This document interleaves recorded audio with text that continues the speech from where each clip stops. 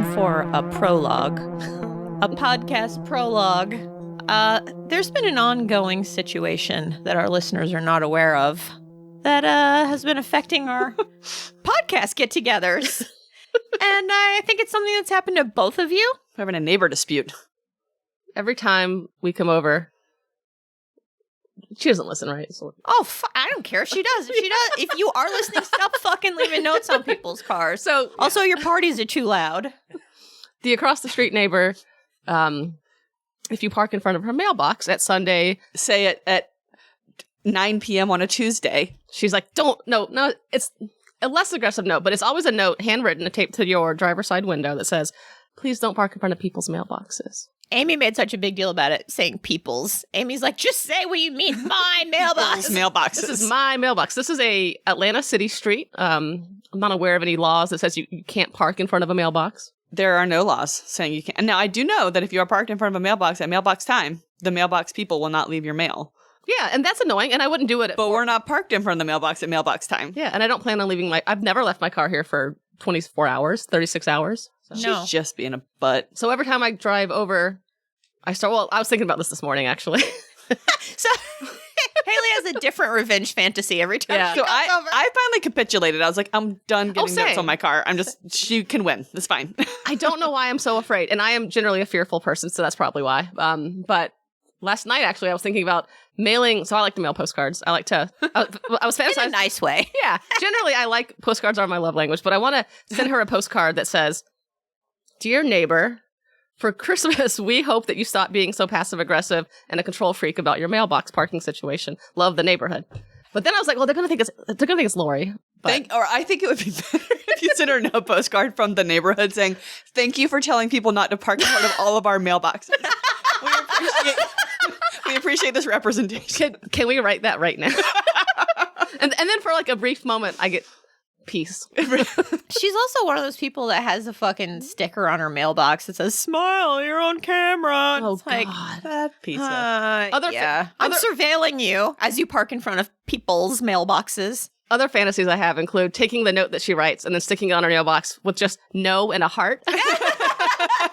I also fantasize about just responding back like it's not illegal to park. Like, she can't do anything. It's not like she could call and get us towed. Oh, she's called the cops on Lori, though. But I don't know that was her. I don't know who called the police. But even on if she me. called the cops for us parking in the street, they're not going to do anything. Well, exactly. They can't Especially in do Atlanta. anything. Yeah, they actually, when that happened, they actually called me on my cell phone, which I'm not sure how the police had my phone number. We're not like texting friends.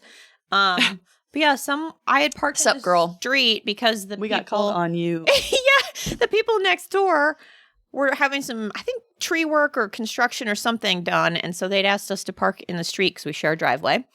And they'd asked us if we could park in the street while they had like a big construction dumpster and stuff in and out. And we're like, yeah, no problem. So we parked in the street, and my car she's approaching 20 years old. And I don't keep it very clean. I also don't lock it because my windows have been broken. So I just leave my little car in the street. And then the police called me. And I was like, well, I thought it was like a scam or something. And they were like, is your car parked in the street? And I was like, yes. Is your refrigerator? Like, I know. Like, my car is parked in the street where I live. Like, I can see you and I can see my car out the window. And he was like, okay, well, somebody called about a suspicious, possibly abandoned vehicle. And I was like, that's so insulting. I'm like, I fucking live here. Yeah. I drive to work at least 2 days a week. Like, it hasn't been sitting in that spot for any length of time. It has been here since 2013 when we moved into this house.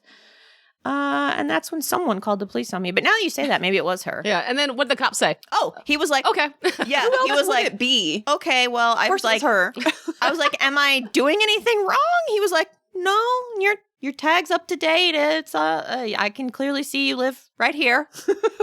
And I was like, well, thank God you're here. There are literally like cars on fire in Atlanta, murders. I mean, somebody is getting shot here every day. We did have to HOA somebody about their abandoned car the other day. Though. Yeah. They had left a car in this one spot in our parking lot, and we only have so many. Yep. And there are rules in our rules about not having a car that don't work. Stop leaving people's non-functioning cars. Well, they got it functioning and moved it to a different space where That's it's been right. sitting since we told. Flat tires and all. When I feel very sassy, I fantasize about myself walking up and knocking on the door and being like, "Hi, can I park in front of your mailbox for an hour?" Oh my God, that would be amazing. But I don't because I'm a coward, so I just park 20 feet away. She's probably a coward too. That's why she's leaving a Listen, shitty little note. there are things to have confrontations over, and this is just not one of them. Yeah. No, it's true. But you can have one in your mind every time you come over. It's like the gift you get when you buy a lottery ticket, you're not going to win. But for like 10 minutes, you're like, what if I had $1 million? Yeah, that's what you're buying. Yeah. Yeah. You're buying that 10 minutes of, but what if I did? You really told her. But I do like your idea of signing it. Thank you for protecting. Thank you for telling people not to park in front of all of our mailboxes. And then I fantasize, like, would you put it on the fridge? Would you take it at face value? Would you be like, I'll rip it off? Oh, she would definitely post she would it go- to the she would go to next door or incandescent. something. Oh, I kind of want to do this now.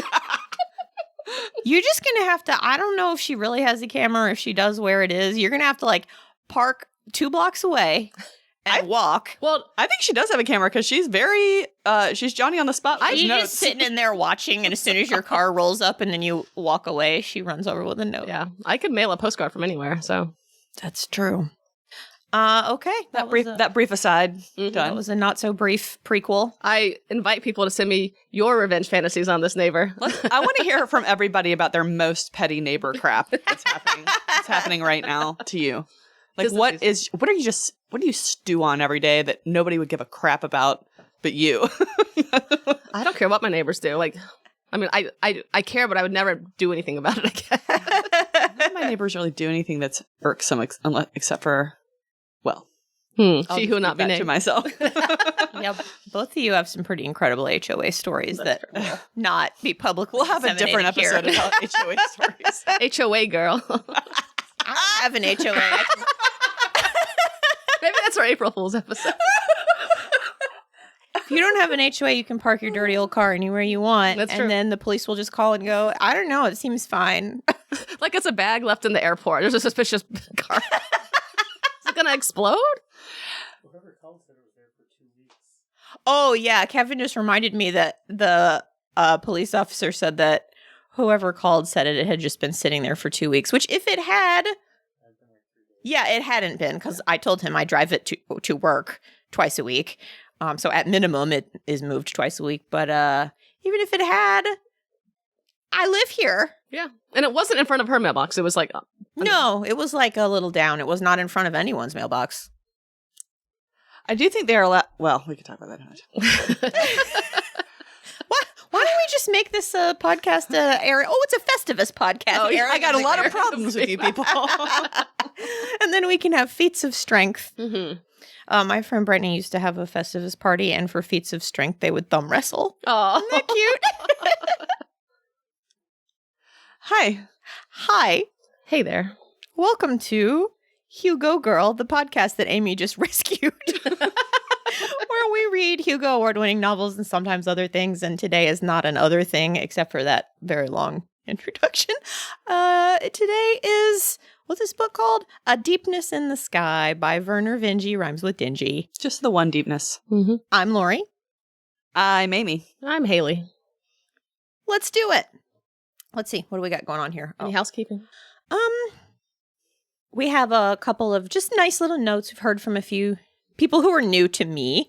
I heard from Irma on the Hugo Knots Discord, Love that who name. said she loves the Star Wars Lord of the Rings segment. Oh. Yeah, it's funny how that just was like a lark, and then people really like it. And actually, someone at Glasgow said we should get Star Wars or Lord of the Rings ribbons for next Oh, that's Worldcon, cute. So we That's definitely a gotta do that. good idea. But I gotta figure Glasgow out person. how to do the fonts. Like, I don't want it to just say Star Wars or Lord of the Rings. I want it to be like Star Wars and Star Wars font. There's a great website called Defont, and you can download ones that are probably really similar. But the ribbon design websites are from like 1990. Oh, yeah. But I mean, people have cool looking ribbons, so there's got to be a way to do it. Well, you could have 2 sets of ribbons, Star Wars or Lord of the Rings. That's that you true. could pick. That's what I was thinking. Oh, that's fun. I should go up to people and go, are you Star Wars or Lord of the Rings? And then I can offer them one. And just We can see at the end how many we have of each, and we will know what is more popular. That's fun. Definitively. That's a fun idea. My guess is probably Star Wars, but you would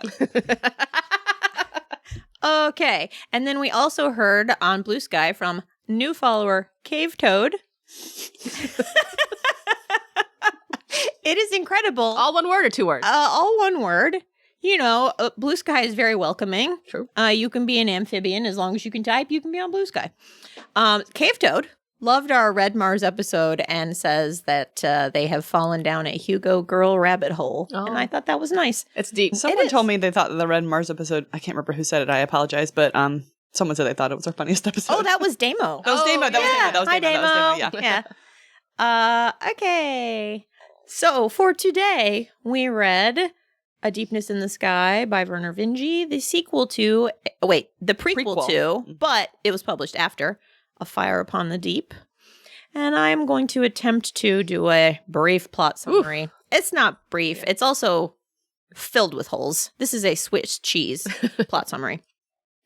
This book is a prequel to A Fire Upon the Deep and is set about 30,000 years prior to it. In the prologue, Cheng Ho traders go find aged and ailing Pham Nguyen, who is estranged from the Cheng Ho and living anonymously in a retirement home.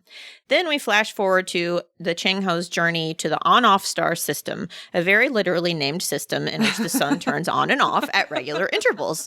They have heard there is an inhabited planet with a non-human intelligent species they call the spiders, and they think that riches await them there.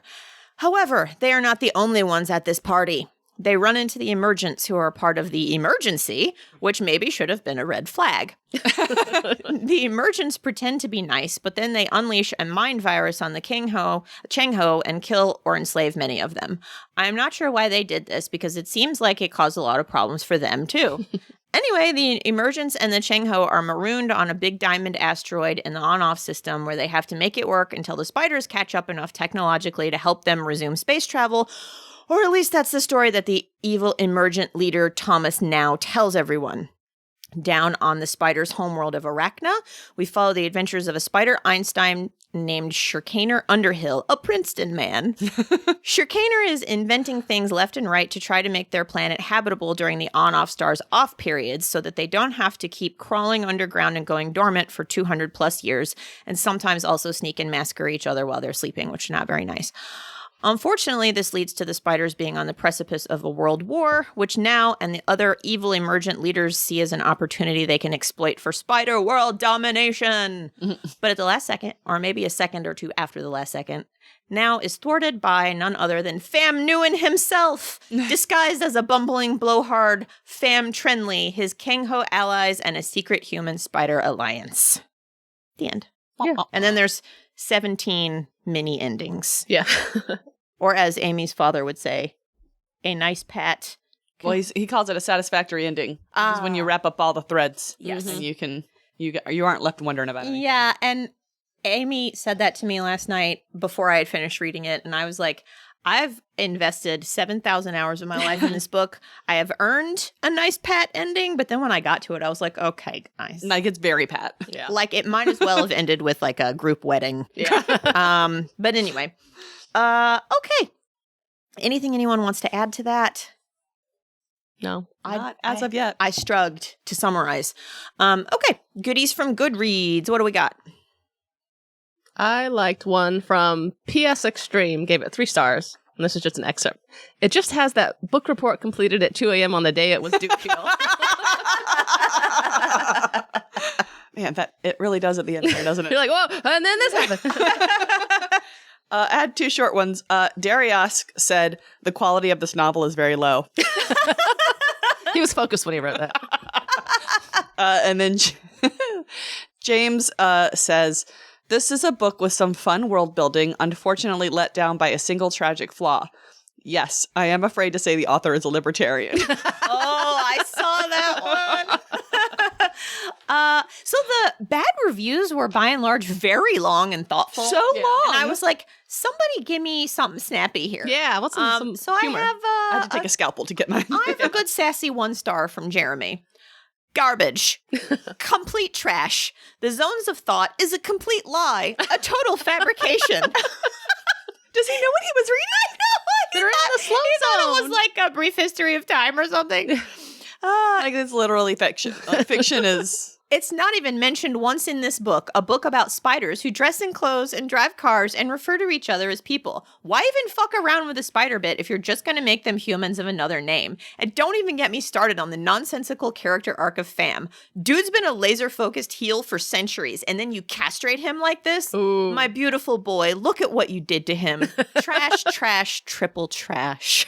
When did Fam get castrated? I guess because he becomes good. He becomes quite a He little gives up family man. Gives at up the on end. focus and Yeah, he doesn't want to conquer. He wants to Listen, rescue people. it's tiring. I mean, he's still quite the Han Solo type rogue Yeah. when we get to Fire Upon the Deep. And he's like 300 years old.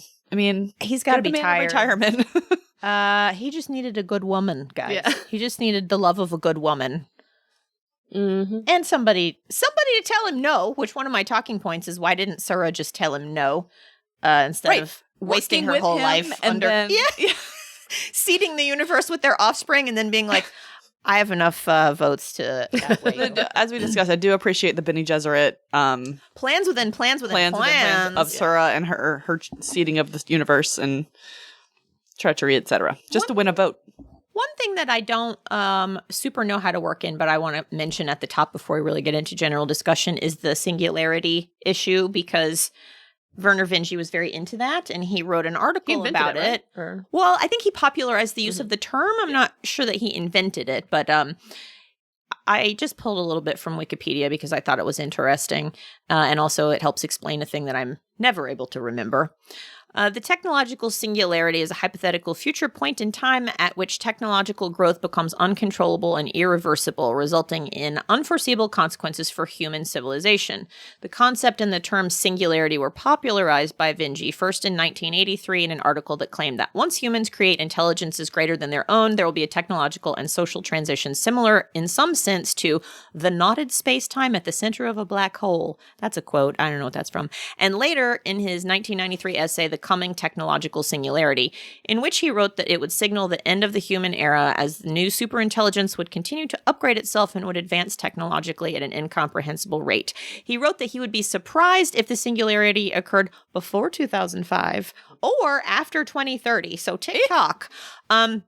So the reason I wanted to mention that is that in Jo Walton's essay in her book, An Informal History of the Hugos, she mentions that his really sincerely held belief in that was a constraint on writing this story, because in his view of the future, there shouldn't be dopey humans boating around in space doing dopey human stuff. So that is what caused him to invent the zones of thought, so that there would be these human superintelligences in the transcend, and then they created these zones of thought, which are sort of layers where technology is relatively more advanced as you move out from the center and less advanced as you move in from the center. And interestingly, Fam is kind of onto that, but he's got it backwards. He thinks the transcend will be in the center, and so he ends up in the unthinking depths. Mm-hmm. And we don't see this happen in this book, but that's where he is found dead before A Fire Upon the Deep begins. This is one of my major beefs with Vinci,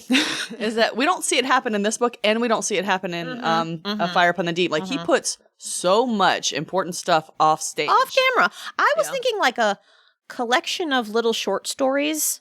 I want to write all the things I didn't I get. would like that. So many questions, yeah. Like, I've just made a little list Okay, of all the things that happened off stage. let's go. The things death we of want- Ritzer, I wanted. Things we want, but we don't get. Kiwi's mind after figuring out the truth and killing Thomas. Like, what was she thinking? How did she deal with She's that? got a lot to go through. Yeah. Bruegel's take on getting captured and tortured for eternity. I sure would like to see him get captured by the spiders. I sure would like that. Yeah. I sure would like that. Or any woman. Or any woman's thoughts. Yeah. Zhao and Rita's reunion and Zhao's feelings about his role. Like in the taking, Because like he has to live with, he did bomb some people. we're told a lot about that couple, and then we just get no resolution except for they're married or something at the end. Turd Ferguson's fate. That's Yeah, my name. every time I saw What's that guy's name? Trud. Or, Silapan. Oh, Trud Silapan. Like, what happens to him? We don't know. Ezra's Fergus. like any I scene. never saw Turd. Oh, I I did. didn't see it Trud. once. In my head, it was Turd Ferguson. What's every time I wrong was- with me? I got to get my mind back in the gutter. Ezra's some scene showing Ezra and Kiwi actually falling in love. yeah. Or like- hinting at it over the course It's of the like novel. he just had to, Like, it they just have had to be these- pointed out They to have him. these like meaningful looks, which is very like period piece lesbianism, but like other than that, like we don't really see them. Like we see them joshing around when she's a kid, and then we get like a fraught relationship between them after they're all taken over. But like we don't see any of it. Yeah, and he's like her childhood crush, which does not often translate into an adult relationship. And then all of these other things. The spaceship crash. Yeah. We don't get to see the spaceship crash. The most action in the entire Which was going to be so exciting. Brutal's the first contact with the spiders. How did that go? Yeah. Like when they first showed up on the planet and got out of their little boat and everybody's like, like I would really have liked to see that. I wanted more. I mean, we get day-to-day insight into their lives with like Benny's pub or whatever, but I wanted like, where's the bathrooms? Can I have some meals? They don't eat much at all. They did talk about, at the very end, they talk about Ezra being down there doing his little negotiations and how he's going bow-legged using their toilets, which I like. Oh, that one. I like to picture because I think it just means they have huge toilets. Yeah. I wanted more backstory. So we know that the Emergents are the bad guys and they do horrible things, but like, why? So this was one of my things that I liked about the book, right? Is like, you get a couple of different societies. And all the people in these societies are making choices. And from one perspective, their choices look good. And from another perspective, their choices look bad. Every single one of them has this going on. And I thought that was interesting. Like, now is pretty much a cartoon villain in a lot of ways. Like, you don't, like, he's bad. He's just bad. But you do get a lot of his rationalization of, like, what he's doing. And you get the impression that what he's doing would be perfectly fine where he's from, and right? Kiwi tells us that over and over. Is she's like, he's not a bad person. He was like indoctrinated into a bad society. And for a while, I kept wanting to be like, well, she's brainwashed. Yeah. But also, maybe she's right. Well, I think both of those, my favorite therapy lesson, both of those things can be true. Two things can be true. I think he's a bad person and he was indoctrinated into something that most people would find objectionable. Yeah. Yeah. I don't know. He commits some pretty heinous acts that I couldn't. Yeah. And he keeps erasing her mind. So Yes. And he's evil. But, and also the other part of it is like, we're told lots and lots and lots that focus is bad. And we'll talk about focus, I guess, in more detail. Basically, focus is what the Emergents do to create very single-minded slaves. mind slaves. Yeah. So like human processors, basically. Yeah. And you have one job. But it is something they did to control a plague that was wiping them out, which when you look at it from that perspective, it's like if someone was infected with this thing and then they could control it so they're not dead, they're just focused. Yeah. That makes it seem less bad. But then, of course, people once they get a hold of a thing, they make it bad. But yeah, I don't know. It was just an interesting dynamic he had going on that I thought he could have probably done more with it, but I liked it. So it is funny to me that this book is 1 million pages long. And yet there are things missing. There are all these things that we are curious about. Because he really wanted to tell us about space dust. He really did. Yeah. But I think more than that, like I don't mind, 10 pages on like a really cool diatribe on something or like what's it called? Detour? A detour. Mm-hmm. I like a detour, but I would read several pages in a row and like nothing there's nothing good. Like I wasn't even interested. I was like, what next? Yeah. Like all the detail we got about the sensors, the localizers. Yeah. He uses the term localizer maybe 400 times. And I still didn't really understand how they worked. Like, I think they're kind of like Wi-Fi mesh routers. Well, I read an article. So there is such a thing as, I forgot the term they use. Is it a nanobot? Is it distributed intelligence? Is it a midichlorian? Is it a midichlorian? No. This is fun. What There's something in Doctor Who like that. What are they called? They call it smart dust. This is an actual field. That was a Wikipedia link. Yeah, this is an actual field that is a thing right now where people are working on It's nanotechnology, but people do want this like network of little tiny little bitty computers. And when I was reading it, I was like, oh my God, magic dust. But then when I started reading that, I was like, oh no, that's real. Okay, that's great. They're nanogenes in Doctor Who. Yeah. I mean, if you showed literally almost any piece of technology to a pilgrim, they'd be like, that's magic. Right. So. Yeah, and he did the same thing with you get a lot of information about like creating the park and like stabilizing the asteroid, like all these little things that I'm sure he was very interested in creating the park. I thought that was interesting. Yeah, because I like plants. It just went on a lot. I think it just sort of depends on what your interests are. Because like Haley, you probably would have liked it if there was 10 pages on how they prepared the shrimp tentacles. Oh my God. That would have been fun for you, but other people would have been like, I don't care about the shrimp tentacles. So I like the park stuff, but what I didn't like was the spider military strategy sessions. Oh my God, that was so boring. Well, and like that's true for me with anything like in a military strategy passage. I can't wrap my head around it. I don't care. I'm just like, I don't know, tell me who won. Or like show me a good suspenseful battle, but the strategy sessions mean nothing to me. But I think that's like probably there are people who like military sci-fi who really enjoy reading that. Yeah. So I think that's just a me thing. I also feel like I should say up front that I really did like this book. Oh, I did too. You know, the premise of the podcast is to complain. So I put my notes in order of the good, the bad, and the ugly. Oh, see, you guys are more organized than I am. I'm just like, here's something I read. I'll write it down. Okay. So yeah, there are a lot of pages, but still a lot of questions left over. And he goes on, and you walk away, and you're like, I still don't think I can picture what he's talking about. Like, he started talking about the way the spiders see, which sounded really interesting. And like one of the translators comes up with this word for how they see, which is plaid. Yeah, which was cool. fascinating, but I still can't picture it. Oh, yeah. I was curious about how it worked when they, like you were saying, we don't actually see the first contact. Yeah. And I would love to know how the translation worked based on them being able to hear each other, because at some point there's some indication that there's some frequencies that the spiders make that they can't necessarily hear. And later in the book, they wear these little automatic translator helmet things.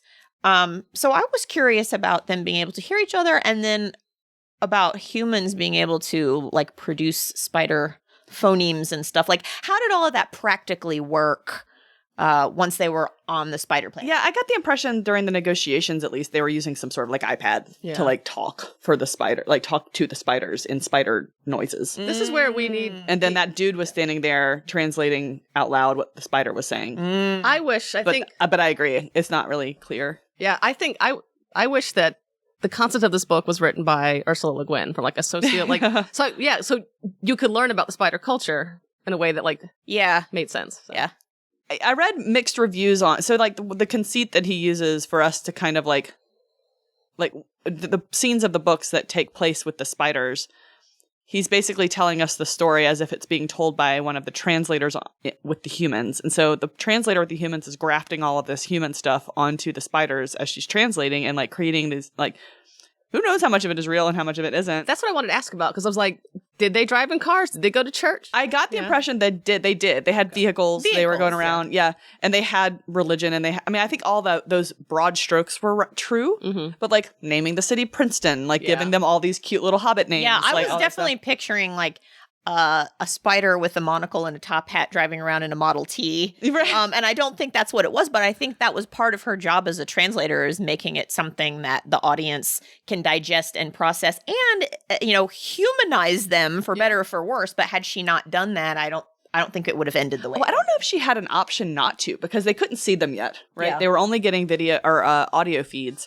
And what is she going to picture other than what's in her own experience? True. And she loved that time period. So talking about their clothes and talking about their cars and like what kind of houses they lived in, all this stuff, she's very understandably grafting a bunch of human stuff onto it. She can only use what she already knows. I guess. Then that was one of the things I felt like was missing. Like when they got down there and actually saw what it looked like apart, apart from what they knew to that point because of what she'd been translating, like, I want to know what that felt like to get down there and be like, I mean, they do kind of talk about like what the actual clothes looked like other than what she was describing. They talk about it a little bit, but I wanted more of that. I think what is missing in this book for me is that there's no joy in this entire book. I feel like I would have loved, like, the small bits of joy are like when Sharkner's with his kids, and that's really cute. It's really humanizing. I was really like plugged in there, but yeah, like I wanted to see Trixia, who's been a mind slave for 30 years, be like, yeah, like be happy to. I guess there's a lot of trauma there. How much joy can she really have? I guess. Yeah. But I was really happy for her that she stayed there. I thought that was the correct choice for her character. Yeah, and I was really glad he did that. Like, she's basically for 30 years been immersed in this culture, and then when she comes out of focus, she's like, "No, those are my friends," and she loves them. Yeah, and she's been actually talking to Shakar, and Do we think that she didn't go to any cold sleep, so she was like 60 probably. They talk about how she was pretty much awake the whole time. Yeah, I don't know if she was literally awake the whole time, but she aged quite a bit. Yeah, and other people got some time off from aging. What's cool about this book is that the characters have to spend basically 40 years waiting for the spiders to catch up with technology, but they spend a lot of time in cold sleep, a la Alien, and they wake up and they have different watches, kind of like watches on a boat. So they're like second watch or third watch, watch on watch. So I thought that was cool. And then I like the idea that like some of them just never see each other because they're not on the same watch. So for like decades, they're on the same you could boat. live on the same tiny Never golf see each ball other. in space and not even know each And so other. in the end, when everybody's kind of awake at the same time, they're like, I haven't seen you in 30 years. How you doing, man? but they've only aged like 3. Which is cool. Right. Yeah. I wish we had that. That would be nice. There was a funny, like, I feel like it was like a Tales from the Crypt or some sort of show like that where they had people sleeping in Tupperware at night. So they didn't age. You can't let the air I out. always think about Somebody's got to stay out on their watch and burp the Tupperware. I would like to talk about how weird it is that Suravin was horny for Fam, a person she raised from a small child. Oh, yeah. That had been more than once in this book. Yes, it did. 15 years old. I've been wanting you since you were 15. Ezra ends up with Kiwi, who he knew as a child. Sarah ends up with Fam, who she knew as a child. I was a little less bothered by that because Azer was also a teenager. He's 19 at the beginning of the story. True. So, like, it's But Sarah was a grown-ass woman. Do you feel like they had sort of a sibling relationship is what I thought of them, of Azer and Kiwi. Chiwi? Because it's Chengho. Is it Chiwi? I don't know. I said Kiwi. That makes me... The audiobook was Kiwi. So. Oh, really? At the beginning it says Kengho has like a ch. And it's like Chung Ho, I think. Oh, Chung Ho. Yeah. And so I thought maybe it was Chiwi, but that always made me think Chiweenie. Chiwi, yeah. What's that? Oh, a Chihuahua dachshund, a Chihuahua no, that's wiener cursed. dog. Oh, no. Anyway. Like, Sura, have you met a 15-year-old boy? They're not attractive. Also, she raised him from when he was a 5-year-old who was abandoned by his family. It was very weird. It was a little foundling. And then I was like, she literally groomed him, not unlike Now and Kiwi. And then it's like she had to do this centuries-long game to undercut him in an eventual did she just vote. say no? They're like, yeah, she has quite a lot of power over him. So my impression was that she maybe didn't say no because she was very clearly benefiting from his stuff. Like she was rich and she had a whole building of her own She and like was whatever. rich, but she didn't. She was a trader. I would have thought she would have liked to travel. Yeah, her staying behind was weird. It was weird. She stayed in one place. She grew old and decrepit, all to rig a vote. So the background of this is Fam. So Fam is in this Chung Ho. I also want more information about group. the Chung Ho. Yeah. They're intergalactic traders. Right. But like, is that like a garage sale in their spaceship? So I mean, I think it's kind of like there were naval traders. But they're usually tied to like a country or a flag. I just wonder like how they got this their is his whole point. This is his whole point, right? So Fam's whole thing is that we have this very strung out human civilization. Human civilizations can only get so technological before they fall apart because they're in the slow zone. And then he has this idea that the Chang Ho can be the continuity of the human civilization. And so, since they're not tied to any one planet or whatever, they can just be tied to themselves in this whole thing. So Sura doesn't want it, but she goes along with it For centuries until she's a frail little arm in a bed. Yep. The last living human. Yeah. She's just a stretched face on a frame. And then, so they have a big meeting after a big fight.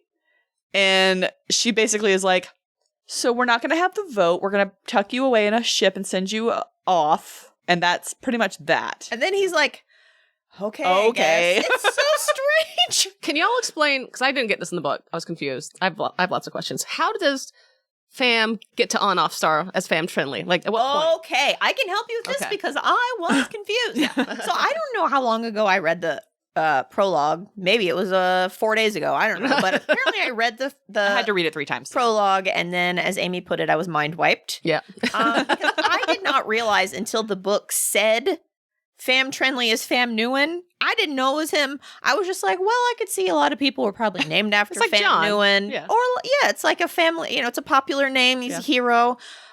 So I thought that the prologue was something that happened after all this. So I thought he's an old man in the prologue. Yeah, same. I'm so confused. But then when I went back and I reread it, and it said at the end, they were like, it would take years to get his body back into a working order or something. And so I was like, okay. And then the names of the only 2 Cheng Ho people who were named in the prologue were Sam Park and Kira Lizolet. Mm-hmm. Are they French? Mm-hmm. Lizolet, yeah. And I was like, oh, okay.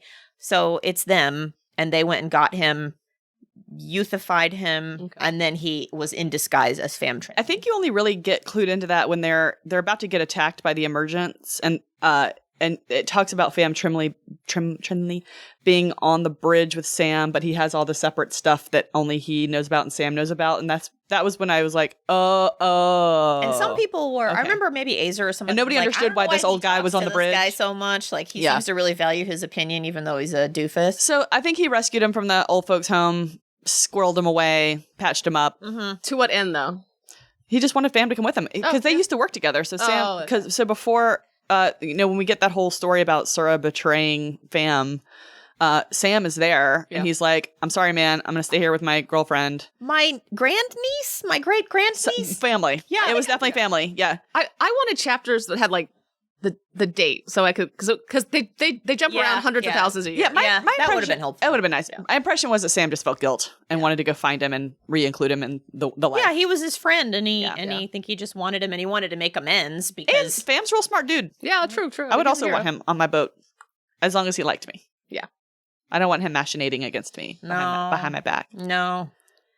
Was that was Sam? Sammy. Oh, that was enough to throw me off. Wait, are they different?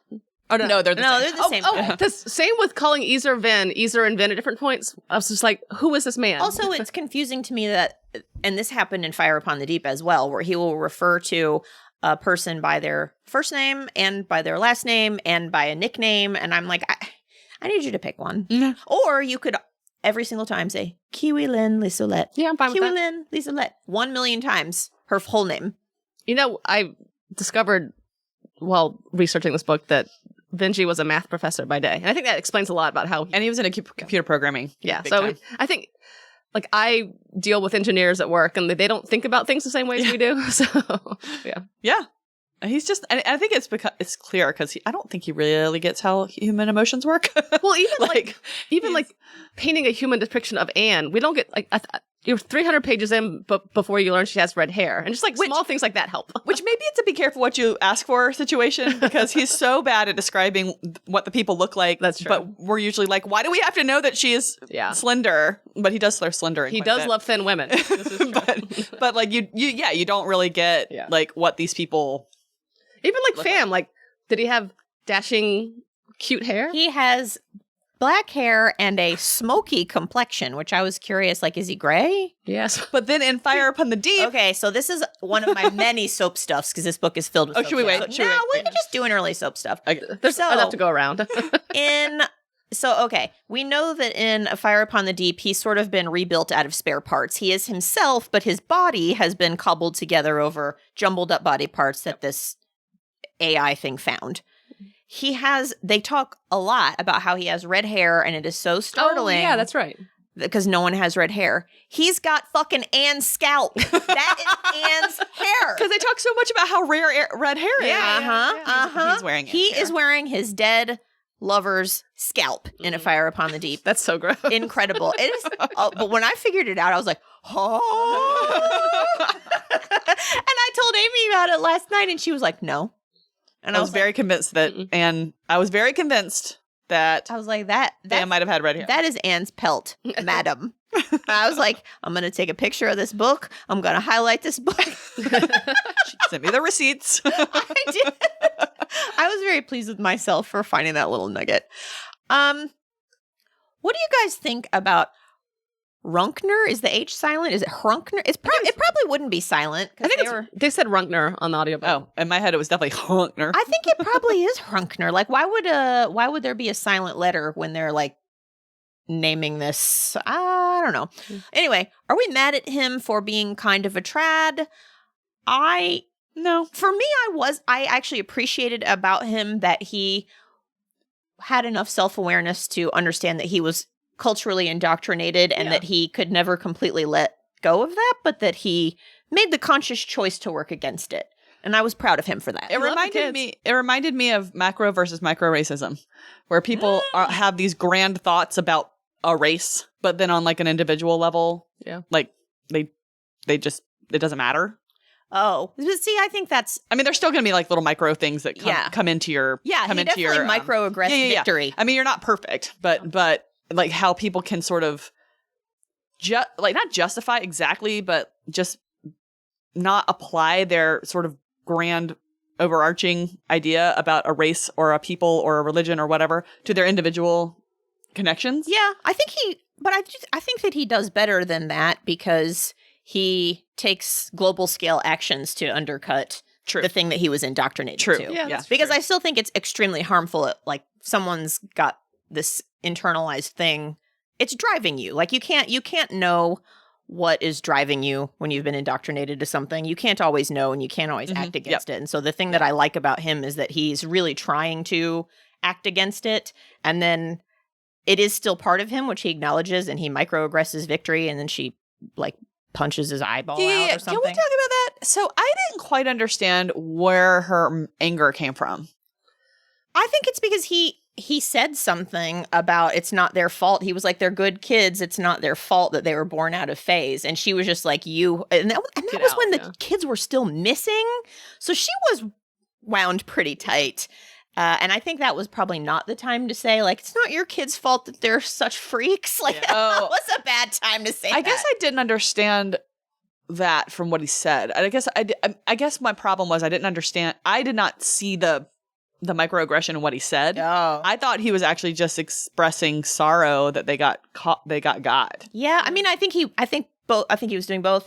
He was expressing both, but he was like, this shouldn't be happening to them. They didn't ask to be born. It was that kind of comment. Okay. And so she was like, yeah, you've always thought we're freaks. I'd have punched him too. And she was out of phase, so it's like deep in her. Yeah, that's true. She was also out of phase, and like she still doesn't know where her kids are. I just feel like no, I mean her being tightly wound and reacting in and of itself didn't. I got that, but I do think what he said was. But I didn't get why it was so unforgivable. Like, because she knew that he had these issues. I think maybe it's like the straw that broke the camel's back. Yeah, she probably hoped that he didn't by then. Yeah. Like maybe she hoped that he had come to know these kids. She believes that he loves them. I think they all believe that he loves them and cares about them. And so I think maybe she thought he had moved past that, and it was clear that he was still like, you guys shouldn't have done this. Yeah, every time he says that phrase, it's not their fault. It's saying it's your fault. Right. Oh, yeah. He's got kind of a love the sinner, hate the sin thing going on. Okay. I was trying to make myself feel more sympathetic towards him because unlike racism, which I think serves absolutely no purpose, at least like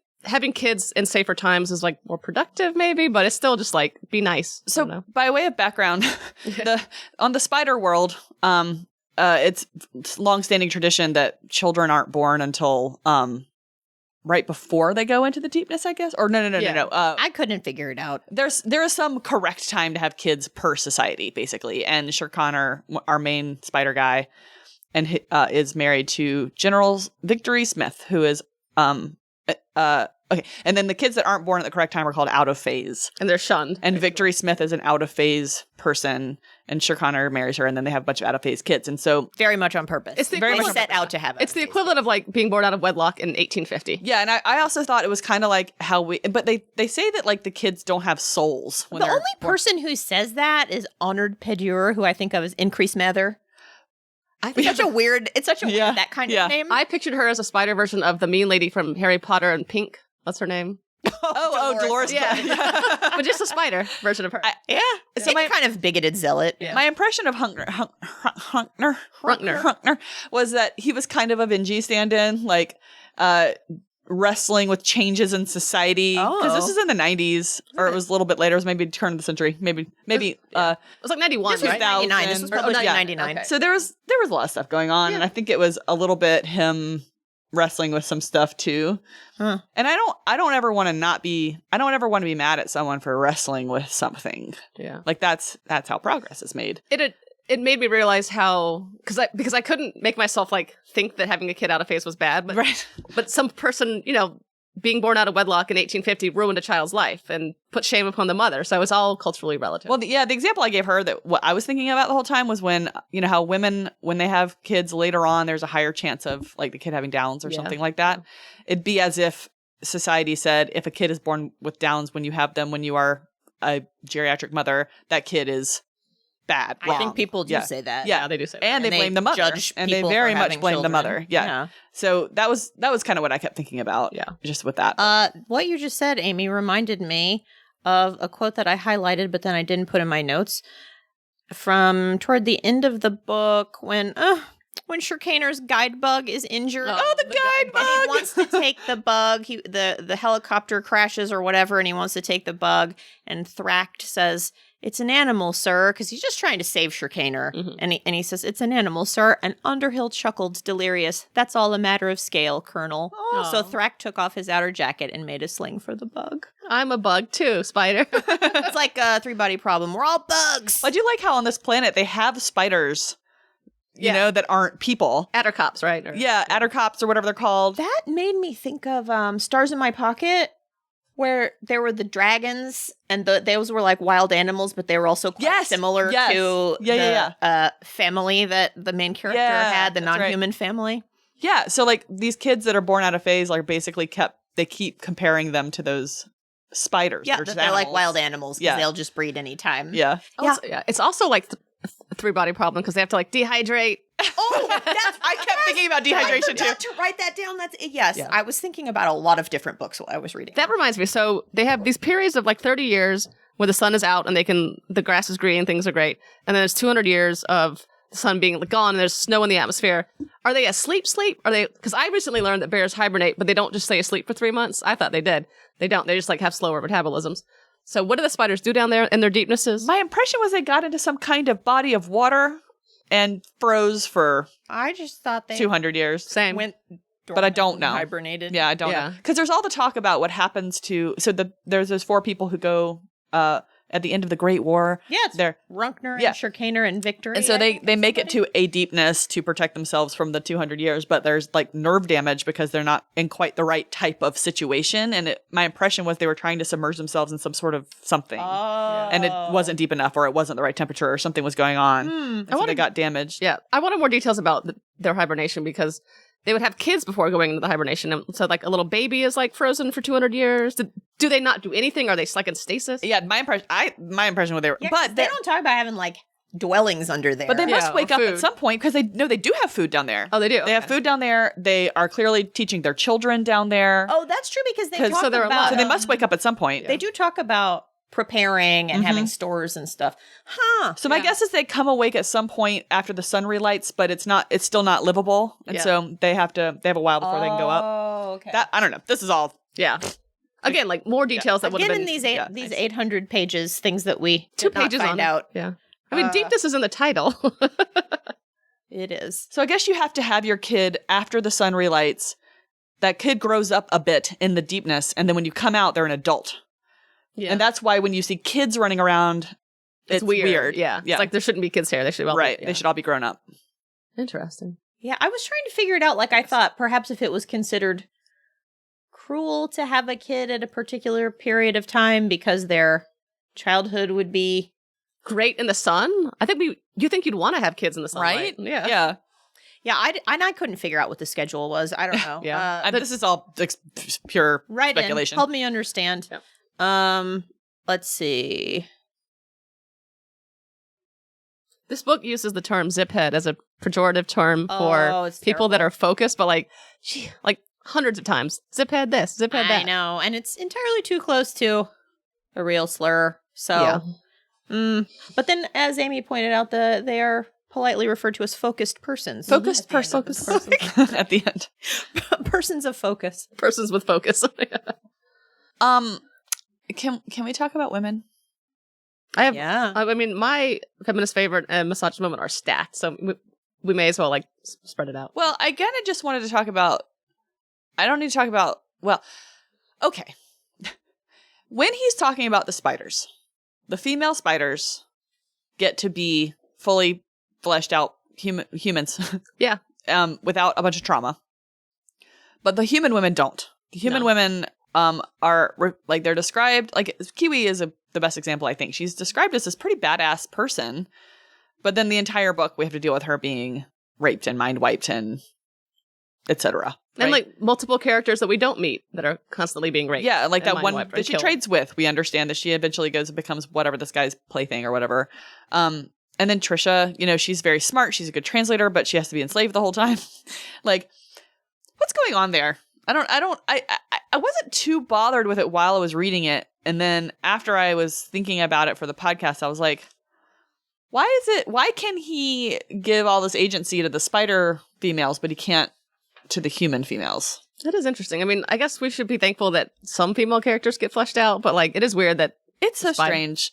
I guess Gone Life. No, she was also. There's one of the people who runs that restaurant. I think she was running around being herself without being mind wiped. I think, but yeah. But like, to me, it made so much more. It would have made so much more sense for Kiwi to be Fam's co-conspirator than Ezra. Yeah. Because Ezra's kind of a milquetoast dude. He's no character development. I couldn't tell you one thing about him. But Kiwi is like clearly very smart, very capable. She's interesting. She's like, she was like a savant when she was a child. I feel like this book would have been like 1 million times more interesting, even if she did have to be like Now's lover.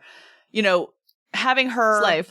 yes, lover is probably not the right word, but having her do both would have been fascinating. Instead, we get the stupid Ezra. There's more sexual assault in 50 pages in this book than 12 books set in World War II that I read this summer. So I don't know what you mean by that. What do you mean? Well, like, I would expect... I guess I want my science fiction to be, like, uplifting, but, like, books set, like, a war period. But what do you mean by the how much sexual assault? I feel like there was, like, a paragraph. Well, like, there's multiple mentions of, like, the enslavement and the rape and then the horrible scene. Like, there's multiple sections of this book where I felt physically uncomfortable. Okay. And I haven't gotten that in, books that I would expect that from, like, in war, you know, just, like, more in books about, I don't know, I would expect it in a slavery book. And this is a slavery book.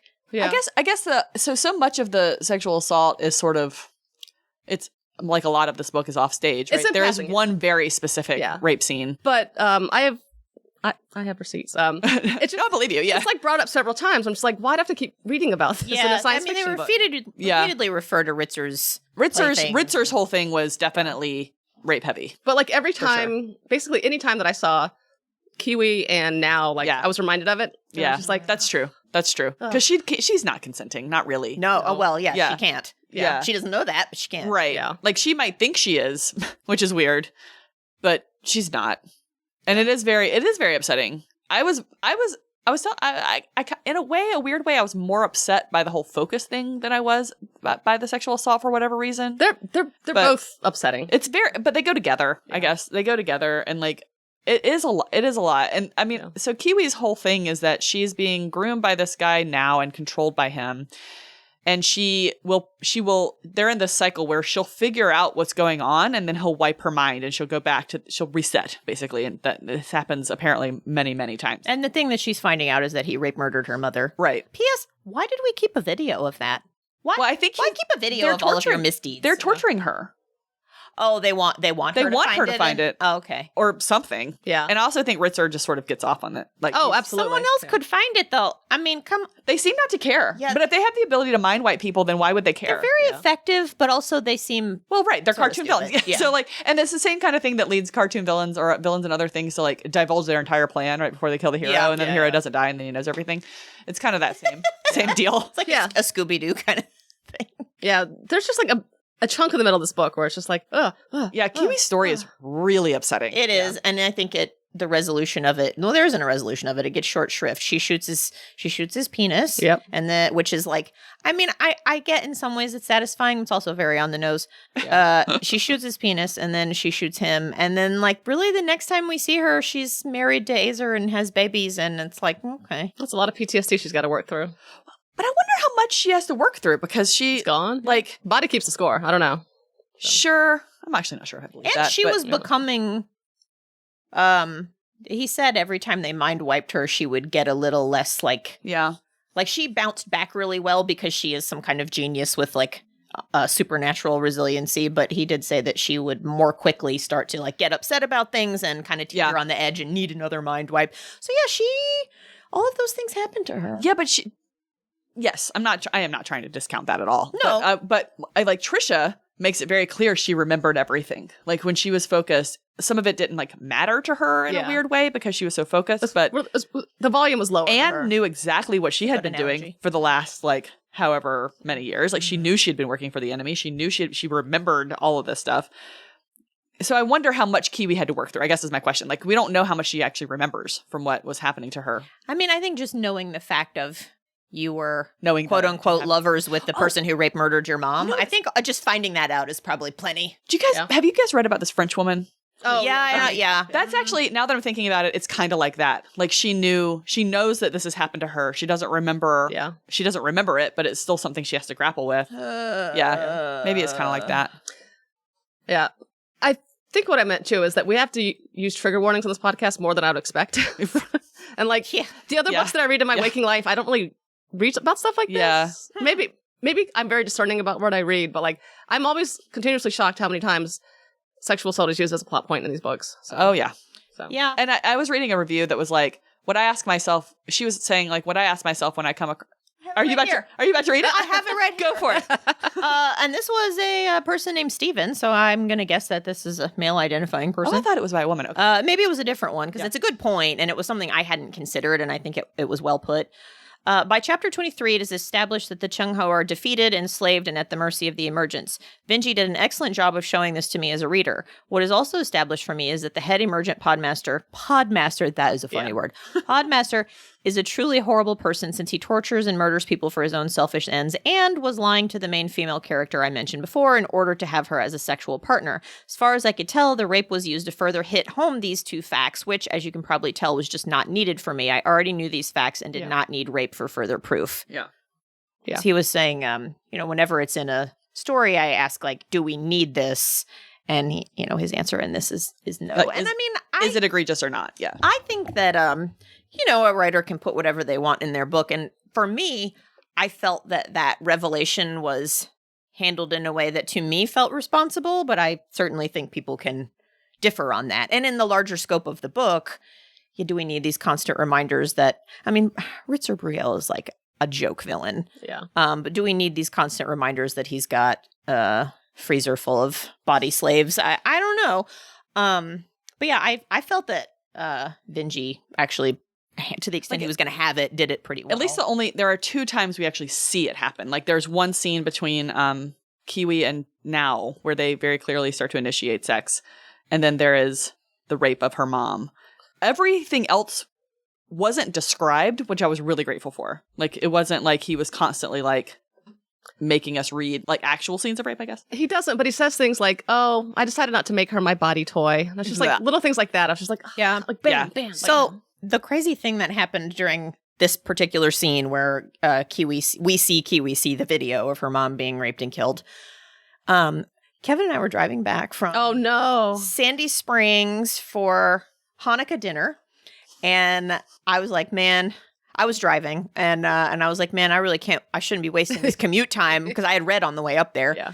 And I was like, if only someone would read to me.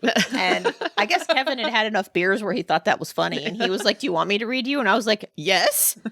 So he starts reading to me and it's that. No, what are the chances? And then I was like embarrassed because I was like, this book hasn't been like this. Why can't it be a nice spider scene? Yeah. He read it out loud to me and I was embarrassed. And then when we were talking about it later, he was like, I'm not sure I would have realized that was a rape scene. And I told him it was because you had seen previously where he said something about, Thomas Now said something about, she willingly did what I had to force her mother to do or something. So I knew it was a rape, but Kevin was like, I don't think I think I would have thought it was a sex scene and then there was a murder. Like he didn't get like forcible rape from forcible rape. That's a fake phrase. He didn't get rape from the description. You would have had to know what they were doing. Yeah. Yeah. I think I have some ambivalence, I guess, about how it was treated. Like, I was surprised by how much it struck me. That scene. Well, it is upsetting. Yeah. I was like, maybe I shouldn't finish this. I was horrified by that scene. Yeah. But I think in my mind at the time, I was like, it made narrative sense to me, I guess, at the time. But like looking back and prepping, I was like, it was a lot. Yeah. It was a lot. And possibly not necessary. And I kind of knew it was We already coming. knew he was evil, so. Because when Kevin was reading it and then he was like, first started to describe the video and I was like, oh no. Because I knew that he had murdered her mother. I was like, oh no. I thought she was just going to stumble on some scene of Ritzer doing I something. did too. That's what I thought. Or dead bodies. Something. That's what I thought was coming. Yeah, I thought she was going to find like a bucket of women's heads or something in his weird torture dungeon. He was very Joffrey. Yeah, very. Yeah, he was. He's giving Joffrey. Yeah. He was giving. No, but I think it's an absolute legit thing to be upset by, and it's a good thing to ask these books. Like, do we really need to keep doing this? Yeah. Like, and I'm literally always of the opinion, no. There's better ways to have depictions of evil, but But you said something in our text exchange about some of the stuff in the book, and you said that you don't necessarily think rape just shouldn't be included because it is some people's experience, Oh, for sure. and having your experience reflected in a book might be cathartic for some people, Or like writing about your experience. and it is a thing that happens in the world, so it's For not sure. like not writing about it makes it go away. So I'm of two minds about it, I think, but I also think, like, this is maybe too broad of a thought, but I think, like, especially pre people being able to gather information from each other on the internet and whatnot, like, the only way that you might be able to learn that something that you experienced was bad is seeing it in a book. Yeah. And being like, Yep. oh, this villain Or did like on this. TV That or shouldn't have something, happened to me. Yeah, like media may be the only way may have been the only way for a long time that people could learn that something was not right. a bad thing. Yeah. So yeah, I don't take a hard line on whether things should or shouldn't be in books, but I try to think about how it's treated. But I mean, obviously everyone will have a different opinion on something. It is like, it does say something that the majority of the books we read are by men, and the majority of the books we talk about have something, not necessarily maybe rape, but something upsetting in the way that they treat the women. Yeah. And it is. But let us not forget about female sci-fi authors That's and their true. affinity for incest. that's true. Oh, why do they keep doing that? I don't know. I think it's because sci-fi is always kind of weird. Let's see. I don't remember there being any essay in Fire Upon the Deep. Yeah, I don't think so. No, they just had their zero gravity sex. And she didn't know that he was he was inhabited by an artificial intelligence the first time they had sex, but I mean, he kind of didn't understand that either, so Yeah. I find it difficult to identify anyone who's at fault there other than the artificial intelligence for not disclosing its presence. I wanted to mention a writing quibble that I have that's sort of related to what we've talked about, where this book is enormous and yet we have so many questions. So my quibble is that this book is enormous, but some things just wrap up really quickly. Yes. Like I've got The paper was due the next day. So, as an example, Azer noodles over the whole Jimmy Diem situation for like a page and a half and then arrives at the conclusion that Now must have actually framed Jimmy and killed everyone. And he just sits. I mean, Pham says something to him, but it's very much a throwaway line. And I guess that's part of Pham's character and how adept he is at communicating and making things happen. But yeah, he just like sort of sits down and thinks about it. And I was like, well, aren't you a special boy? And then he also noodles over, who could Pham Trinley really be? And he lands on Pham Nguyen. He just figures it out in like a page. That's the one. In large part because Sammy had named his flagship the Pham Nguyen, and his name is Pham. Is Azer a Mary Sue? He's so brilliant. Sam is Azer is a lot smarter than I am since I And read yet the so prologue dumb. and forgot and didn't know. So dumb though. Yeah. I actually think that Azer makes sense as the co-conspirator because he's got a major axe to grind, He's the fleet manager, too. and Mm-hmm. he's the fleet manager, and he's kind of a blank. Yeah, and I he's think nothing. that's sort of a blank with like an interest. So I think Pham can say he's not particularly flashy. He's not really someone who's going to act out on his own, but he is so focused on Trisha and freeing her that I think he can be trusted not to collaborate with the Emergents. So I actually think he's a good co-conspirator here because he's never going to betray Trisha's interests. That's true. But he also doesn't have his own beyond that. Yeah, so that's you true. can kind of predict what he's going to do. I guess I don't know how to pick a co-conspirator. Well, I think I just laid it out for you. I'd be like, who's the coolest? You need to have somebody whose interests are Who's the prettiest? very easily Who's slender? identified. I'll pick the person who's slender. Who's 3,000 years old? Yep. So the best action scenes, I want to talk about the action scenes because very little happens. They're floating around on an asteroid for 40 years.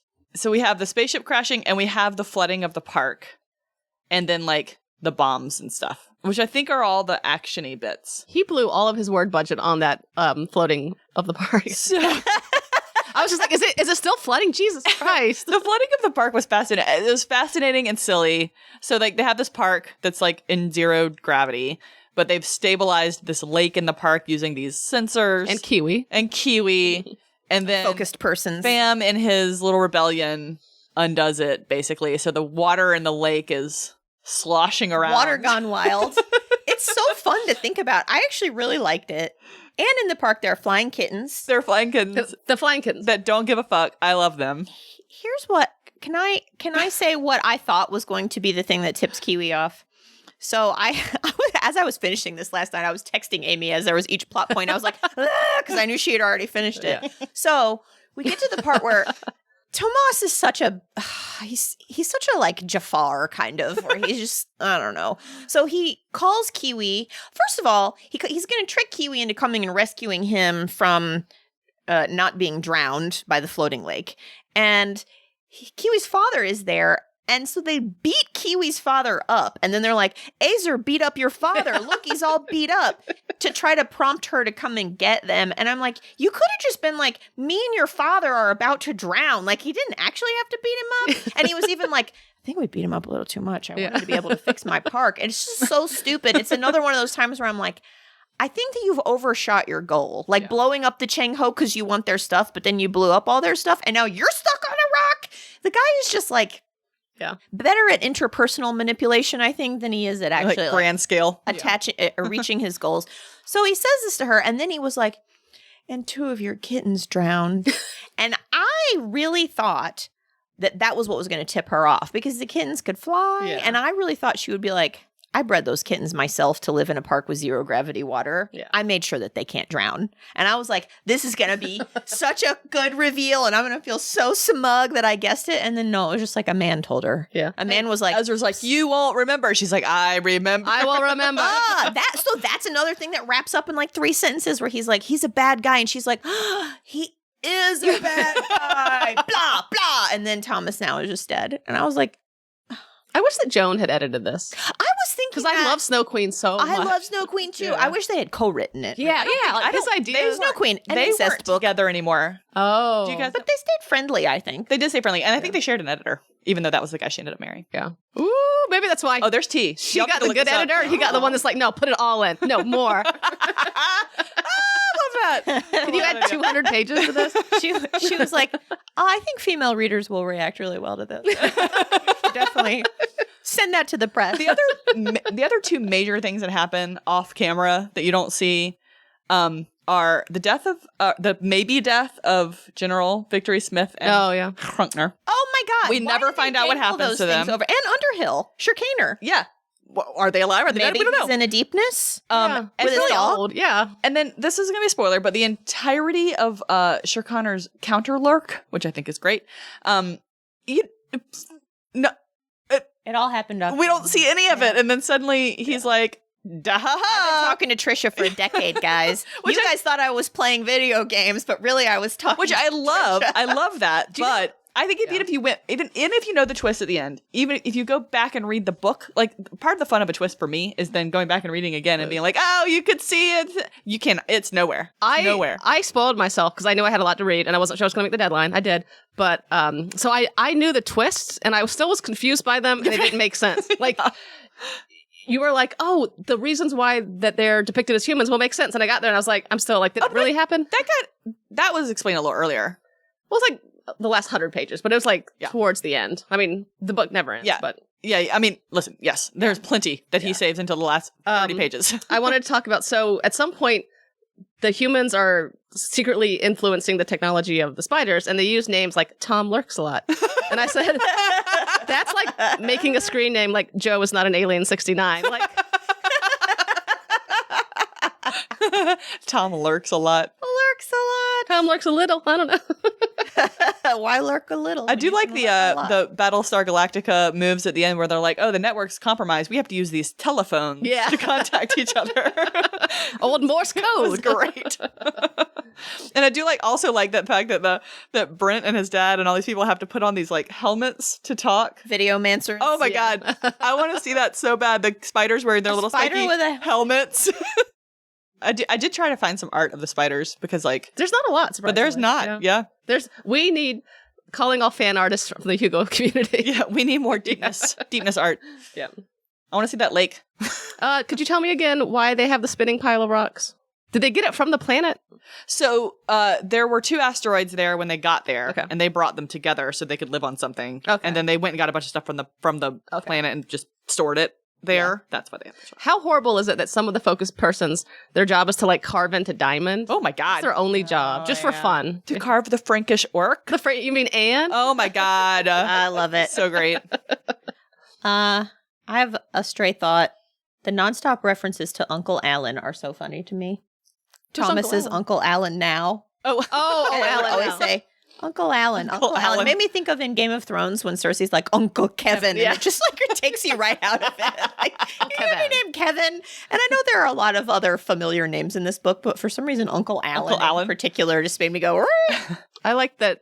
I did like the spiders a lot. Like when the dads carried the baby spiders on their little fur. That the was spiders have seems like a completely gender equitable society. I loved it. And they all, they all take care of the babies. And Did y'all guess how small they were? I assumed they'd be like 6 feet tall. They're only like 3 feet Yeah, tall. I figured they were huge. Yeah. And they weren't. They were like shorter than the hip Yeah. of a person. yeah, but they're like our weight, I think. They're and massive, but they're not tall. And in and in 0G, their legs spread out because they kind of like Oh, yeah, go down. that was fun. I bet they look like octopuses. They're just like squid. One of the most sympathetic characters to me in the entire book was that octopus that lived on that one planet when Fam had his conversation about when he found out about the localizer. Oh yeah, that was Do you cute. know, I read this book fairly recently called The City and the Stars. It's a Arthur C. Clarke book.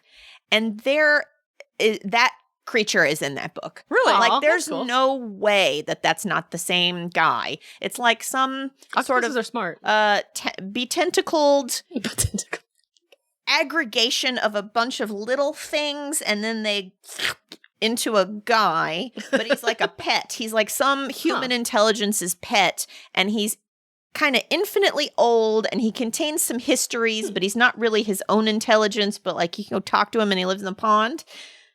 Stop looking at me like I'm crazy. I'm This is just a following. science fiction No, I'm just trying to podcast. follow what you're saying.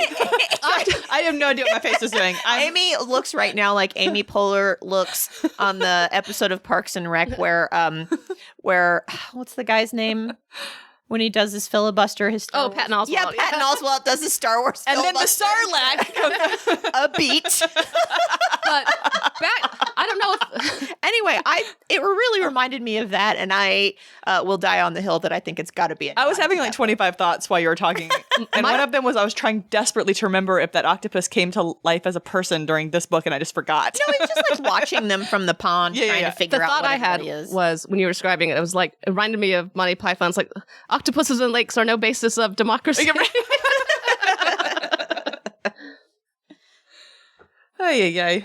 That was the end of my talking. points. I thought Briscoe Gap was going to be some battle, but it was really just a bureaucratic Boy, showdown. they did make you think someone was going to get shot. They and kept then- being like the betrayal at Briscoe Gap, and I was like, oh my god. Really, it was just like it was a bad parliament meeting. Yeah, they're like, all right, and who will vote? And it's like Robert Rules of Order. Sarah's like, you can make a motion, but you will not have a second. Yeah. I would like justice for Brent for everyone saying mean things about him. Yeah. Oh, yeah. He was actually really smart too. Yeah. Like he's the only one who realized they were being followed. He saved their lives. Come on now. So there's some very, I think, purposeful autism visibility moments for sure. in this book. I think focus is an interesting way to approach it, although I don't really think that it was a great depiction because it had some of the worst stereotypes of autistic people grafted onto the focus people. But the idea that the singular, like a savant nature or a singular focus can be an asset wasn't, I thought, good. Yeah.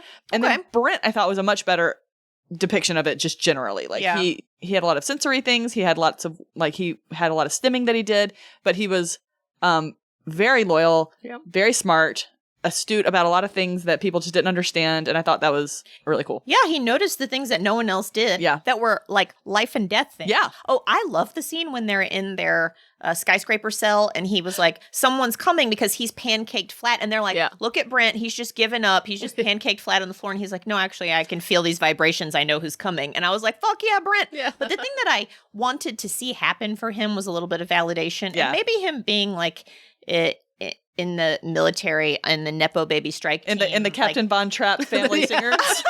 I was really bothered by the idea that like Victory Smith's kids can just barge in on any operation and take it over. And also like two of them are like genuine children. Yeah. But anyway, I kind of wanted the book to give him some like overt validation where like, but maybe it would have been too pat to be like, oh, we realized that Brent had really been there all along. If we can have a pat ending for everybody else, why not Brent? Why can't Brent get his flowers? I like that his parents were so protective because this was 25 years ago when like we haven't had the movements that we've had towards visibility and acceptance. Yeah. So that was nice. And Connor was just like, my kids are who they are. Yeah, I love my kids. Yeah. I also want justice for every time I read his name, I thought of Gilda Radner. I can't. What is it? It's like Ratner. Ratner. I don't know, man. The guy who was so gaslit by the humans that the spiders decided he must be the traitor and fired him, and he had to just sort of go be drunk and disgraced. And I felt so bad for him. So Victory knew he was right. So I know, and so, but she couldn't let him reveal it. Yeah. So I think he did kind of get that from Sure Connor a little bit, who I thought of Shrek. But not everybody saw his name. But then didn't he go off and like found a great spider dynasty in the stars or something with Gerbil, whatever his name was? Oh, he did go adventuring. Yeah, he did go adventuring. I think he did get his recognition. But boy, oh boy, did he have a hard road to hoe. That poor kid. And he seemed generally competent. Yeah. He absolutely was. I mean, he sussed out. He was like, someone else is doing something. Someone is doing something, and they know things that I have never told anyone, so there must be someone else. This is why I know that there isn't actually a big conspiracy in the world. It's true. Because you can't hide it forever. That's my thing with the flat Earth thing is like, if there was an edge of the Earth, it would be the biggest tourist destination on the planet. Right? Oh, yeah. Monetize that, baby. Yeah. Did you see about the guy that... A guy that wants to disprove flat earthers, like, paid for people to go to Antarctica and see the 24-hour sun, and this guy was like, I was wrong. He's like, I still don't believe all parts of it, but he's like, I was wrong. Can I pretend that I don't believe that the Earth is round and get a free trip to I know. I don't believe it. No, it's all flat. Convince me. Turtles all the way down. Also, I would like to see some whales along the way. If there aren't whales swimming down there that I can see, then I think it's fake. I don't think Paris exists. I want to see a penguin. Yeah. I don't think Paris exists. Someone prove it to me. Prove it to me. Have I been there? Don't worry about it. All right, buddies. I think we should move to our segments. Yeah. Feminist favorites, go. Shooting the dick. I mean, it was. I want something more clever than like literally like I will destroy the object of my oppression. But I love that she was aiming at his face and she was like, no. Well, I would have left him alive too. Live without a dick. I wanted him to suffer more. That would be my nice pat ending. Mm-hmm. I can only hope that those things really hurt. So that before he died, he was in a lot of pain. I would focus him on something. Ooh, focus him on public women's service. advancement, or like something good, or making a statue to celebrate. This is how we become our. I know. That's true. I know. That was why it bothered me. The Ritzer in perpetual torment actually sort of bothered me because I was like, I don't think it's a good quality in the spiders that they were like, we would like a human we can keep alive and examine. It's like, guys, that's like. Well, I think they specifically wanted to do it to the ones that were trying to genocide them. Yeah. Okay. Which I get that impulse, I think. But they could micromanage genocide as a tree.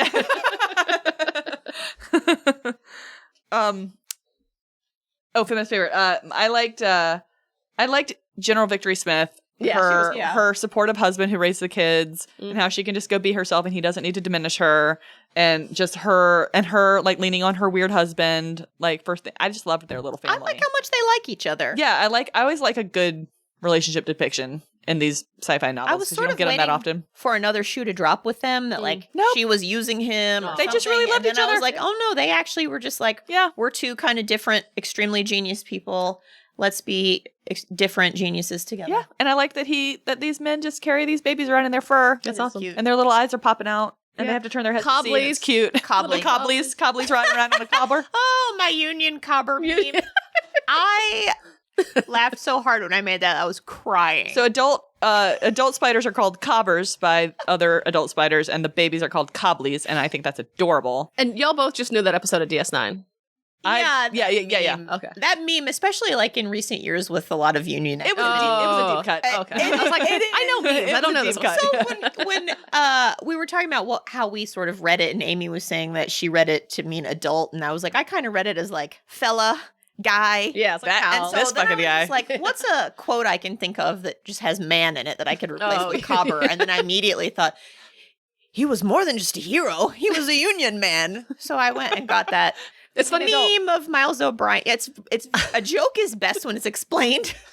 Yeah, people are gonna love this part. I was like, People what's are the gonna love Union this- Cobber from? I got the meme of Miles O'Brien saying that, and I pasted a little clip art spider over his face, and I pasted the word Cobber crudely over the word man, and then I posted it on Blue Sky, and thank you to like the 4 people who liked it, because I actually think it's the funniest joke I've ever made.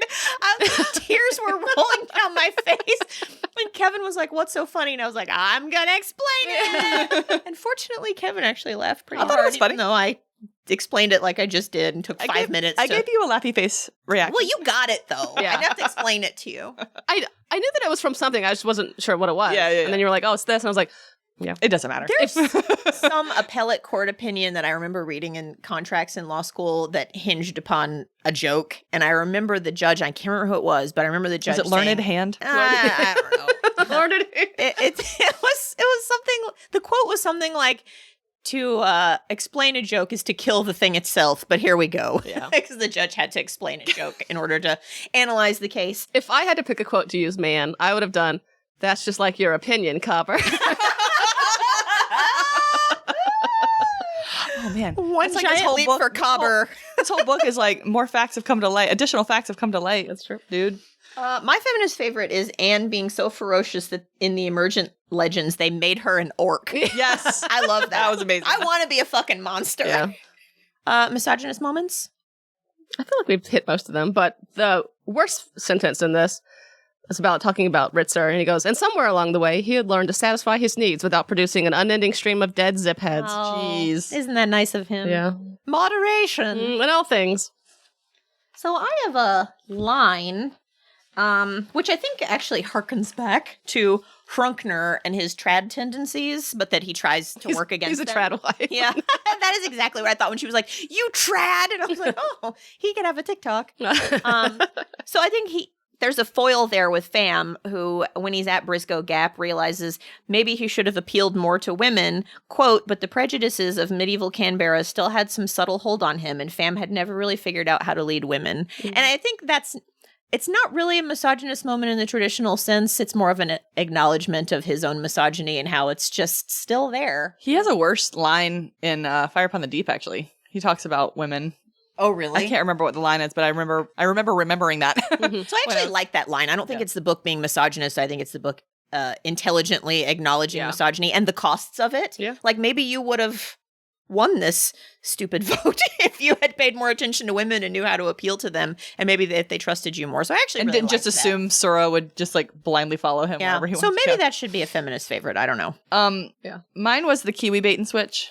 Like, we're set up believing she's going to be some awesome character, hero person, and then she's diminished slowly. An object upon which trauma happens repeatedly. Mm-hmm.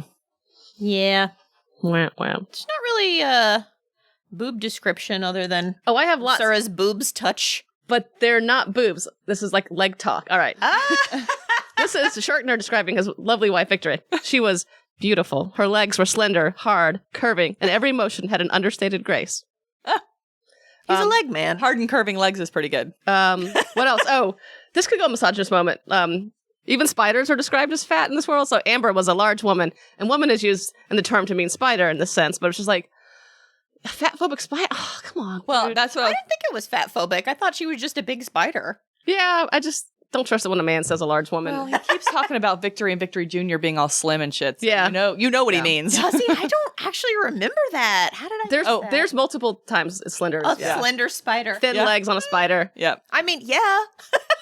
It's like he had to find any way he could to sexualize these spiders. I That's know, the only it's thing like, he could think of. And this is not boobs per se, but at one point they talk about Fam, and he's like, I bet he's sitting there diddling his localizers. I thought that was funny. Yeah. Food? Shrimp tentacles. I love it. Tentacle dinner. I wanted more of that. Give Shrimp me. tentacles. Tell me you're eating NutriPaste. Just give me something. At one point, someone eats spiced seaweed, but other than that, I like Pretty- the idea of them carrying around the food in buckets. They talk about the food buckets because they're closed and they're in zero Oh, G. yeah. And then, like a lunch pail. and then they Yeah. also have drinking bulbs, which is always fun. Yeah, Oh, because yeah, of that's the bulbs, true. yeah. That's So true. I liked the food apparatus more than I liked Yeah. the... I did like Benny's too, where it's like the central yeah. watering Yeah. hole gathering point. That I liked that because it seems like wherever humans go, they're going to put together their little cheers where everybody knows your name. I really liked thinking about the way it was set up because there was no agreed down on in Benny's. Yeah. And so like the tables could literally be anywhere doing anything. And then they had like foliage everywhere that they could like tuck into. Like I think it would be a really cool place to make up like a movie set. Yeah. In my head, it was still like dingy, like a dive bar. Yeah, because they had that bad peeling AI wallpaper And or whatever. dust everywhere. And dust everywhere. And the space dust. All right. Soap stuff, so many things to choose from. A buffet of soap stuff. Every page is a new soap stuff. Does anyone want to go first? I think Anne coming out of Focus and imprinting on Fam, like Renesmee on Jacob, for whatever reason, that one was the dumbest one. I don't know. That, I think. All right. I'm ready. I've been waiting for this moment. Okay. So the crew in the prologue Hunt for Fam doesn't know the mission's true purpose, which is also a Moby Dick moment where the crew does not know. They think that they're just going whaling. They're really on Ahab's personal revenge journey. True. The fake audio of Jimmy Diem killing everyone on the Far Treasure to trick everyone into thinking that he murdered all of the people in Cold Sleep and blew up their ship. Yeah. Whew. And then Azer noodling that over in a page. Yeah. Fam wearing Anne's hair in Fire Upon the Deep. Yikes. Incredible long game by Werner Vinci rhymes with dingy. 5 stars. I love that. Oh my God. Okay. This may be my favorite one, actually, more than the hair. Azer is bleeding to death out of his shoulder after being shot when the lake goes floating. So great. And he's trapped in the water. And then he's like, I guess I'm just going to bleed to death in here. My role is over. And then he's like, ugh, what's that? Oh, he thinks that a corpse is floating by. And then he reaches out and he realizes it is the heretofore unmentioned full press jacket, which is a self-tightening fashion jacket fancied by Thomas Now. And he's like, oh my God, this silly thing, it can work as a tourniquet. And he puts on the jacket and he's like, auto tighten until it, and then it stops the bleeding in his shoulder and then he doesn't bleed to death. And it's like, everything that we've heard about Thomas Now in fucking 800 pages, and you've never told me that he likes these self-tightening fashion jackets? Because even when it said full press jacket, I was like, oh, is that like a pressure suit that you can wear outside? No, it's just to look cute. It's to cut a sharp figure or to stop the bleeding. There's no description of his physical appearance at all, I don't think. I don't think so. Well, he's a man. We don't need to know what he looks like. But what does his chest look like? Is he hot? I can't read this book. He better not be fat. That's all I care about. Oh, no kidding. Right. In Werner's defense, he's not always talking about boobs. That's true. That's true. Thank God. Yeah. Okay. No, I had those 4. There was one line that made me laugh out so loud. And maybe only I will think this is funny, but for Country Song Corner, there was a literal sentence where he says, now Mama was dead and Papa was focused. And that is a country song if I ever heard the title. Mama was dead. Mama was dead, parents? Papa was focused. That's my song. Oh, man. All right. I think this is a game of yes, yes, no. Did you like the book? Yes. Yes. I liked it better than Fire Upon the Deep, but Vinji's... Did you? Yeah, but Vinji's prose does not blow my bangs back. Yeah. I actually read an interesting review about that mentioned that, like, how there's reading a book for good writing and there's reading a book for good storytelling, and not all good writers are good storytellers and not all good storytellers are good writers. I thought this was a pretty good yarn. I think the pacing needed a lot of help. Yeah. And it needs some editing. But generally speaking, I liked it. Yeah, me too. I do think I might have abandoned it in some of the spider wartime strategy scenes. And as often happens, I'm glad I didn't abandon it. But I think if I just picked this up on my own, I would have been like, fuck you, you're too long. Yeah. And I would have been like, I don't care about the Southland and Princeton and the Kindred. Like, I just... Yeah. Also, I was like, you guys are only topside for 30 years, every 200 years. Chill Stop out. killing each other. But then I was like, people kill each other over nothing. This so. was very much like 2 books running alongside each other until the very, very end. Yeah, it absolutely does. I needed a map of the Spiderland to make it make sense. Yeah, like, it did make sense. Like, I never knew what the Kindred or the Accord was or what they stood for. Again, a paragraph will suffice. This is the one that's in the north, and they're really conservative. This one's really liberal. And was the Kindred geographically situated, or was it? I got the impression they came from that Tifer land.